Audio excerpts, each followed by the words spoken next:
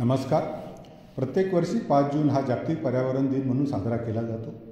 यावर्षी संयुक्त राष्ट्र पर्यावरण कार्यक्रम यांनी जाहीर केल्याप्रमाणे जागतिक पर्यावरण दिन 2025 निमित्त 22 मे ते 5 जून या कालावधीत प्लास्टिक प्रदूषणाच्या निर्मूलनाचे महत्त्व या संकल्पनेवर आधारित विशेष मोहीम राबविली जात आहे.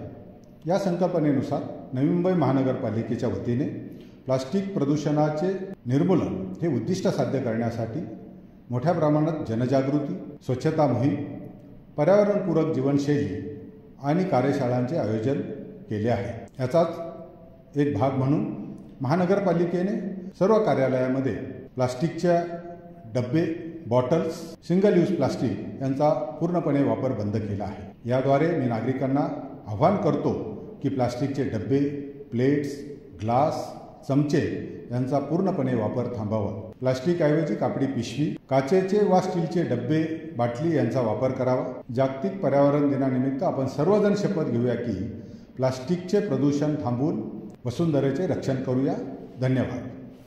लेटेस्ट अपडेट्स और ताजा तरीन खबरों के लिए TV1 इंडिया लाइव को सब्सक्राइब कीजिए और नोटिफिकेशन पाने के लिए बेल आइकॉन को दबाना मत भूलिए.